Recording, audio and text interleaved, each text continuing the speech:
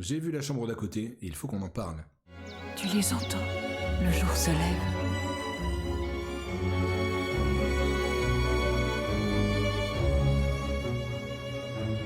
Et tu es vivante. La chambre d'à côté, le nouveau Pedro Almodovar, est sorti en France cette semaine au cinéma. Et alors pour rapidement parler du film, au casting évidemment Tilda Swinton et Julianne Moore entre autres. Et donc dans ce film on suit deux vieilles amies qui s'étaient perdues de vue. Martha jouée par Tilda Swinton et Ingrid jouée par Julianne Moore.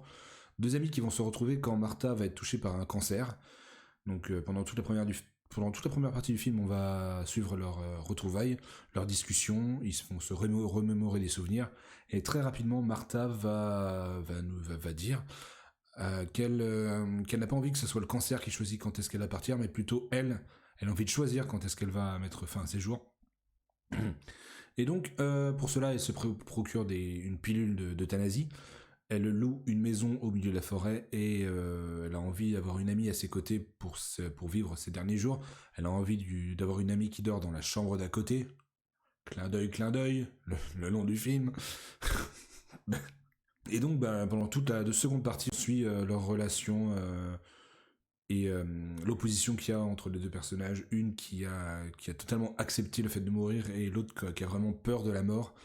Il y a des thématiques qui sont abordées, qui sont hyper importantes, justement le rapport à la mort, tout le débat de la fin de vie avec justement le droit d'euthanasie ou non, enfin bref, ça aborde ce sujet-là également.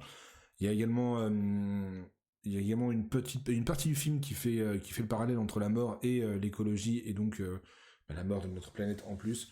Il y a des thématiques hyper importantes, donc l'écologie, comme je disais.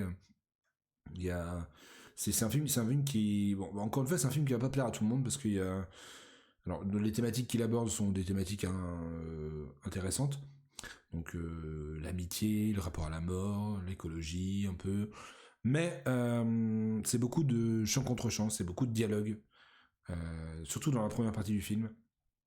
Le film vous balance des dialogues. Alors il faut ça va ne pas plaire à certaines personnes, c'est sûr et certain. Mais moi, j'ai réussi, le film m'a attrapé et dès le début et j'ai passé un très très bon moment.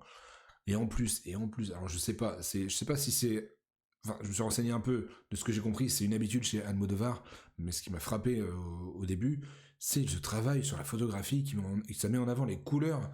Ça se voit sur l'affiche évidemment, mais les couleurs primaires sont hyper présentes, le rouge, le jaune et le bleu sont hyper présentes dans le film. Alors je sais que certaines couleurs ont des symboliques comme le rouge qui représente la passion, le sang, l'amour.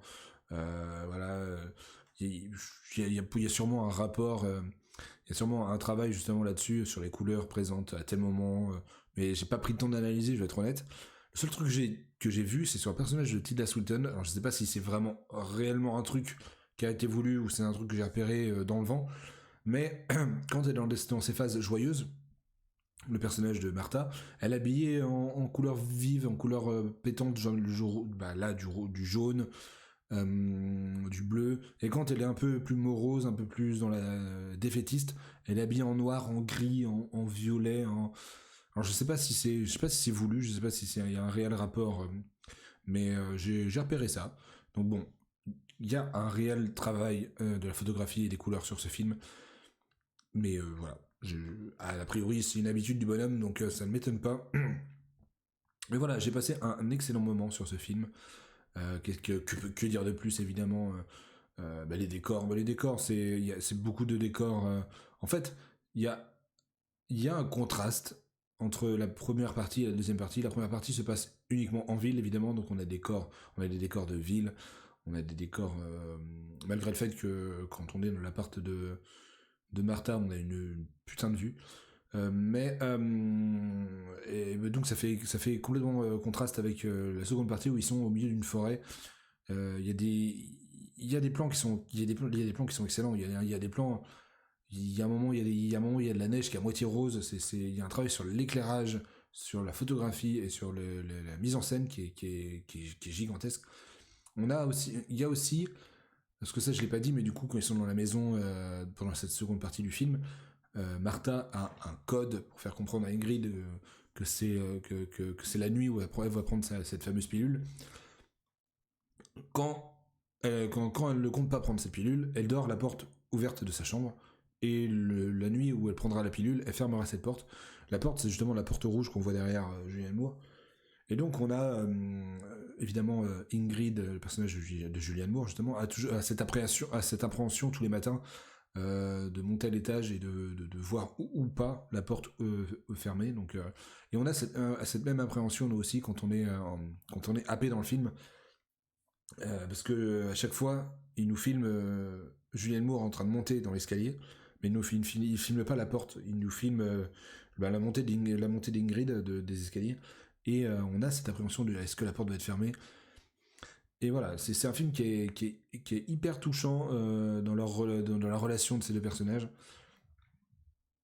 Et alors, alors, évidemment, ça aborde des thèmes un peu lourds et un peu graves comme la mort et tout, mais il n'y a pas d'image choquante dans le film. Même quand, parce que bon, vous vous doutez bien, c'est pas un spoil, mais même quand Martha décide de passer à l'action, l'image n'est pas choquante. Il n'y a rien de choquant. Il y a également d'autres personnages qui gravitent autour de Ingrid et de Martha, évidemment. Il y a alors un ex-petit copain qu'elles ont en commun, justement, apparemment. C'est via ce personnage, justement, que le film aborde le thème de l'écologie. Et la fille de Martha qui rentre en jeu, on entend parler d'elle assez tôt dans le film, mais on la voit que vers la fin. Et évidemment, il y a tout ce moment où Ingrid doit préparer une sorte d'alibi pour la police, parce que Martha lui a bien fait comprendre que tu n'es au courant de rien, on est parti en vacances, j'ai pris la pilule sans te le dire, et voilà, la police te posera des questions, parce qu'évidemment, c'est illégal de mettre fin à ces jours comme ça. Enfin, le film le présente comme ça, en tout cas. C'est illégal de prendre... ça reste une sorte de meurtre, j'ai envie de dire, j'ai pas envie de dire de bêtises, hein, mais voilà, donc évidemment, à la fin, la police arrive, hein, bref, etc. Il y a toute... la fin est peut-être un peu longue. Le seul reproche que je peux avoir, c'est que la fin est peut-être un peu longue. Mais même sur ces champs contre champs, il y a un travail aussi de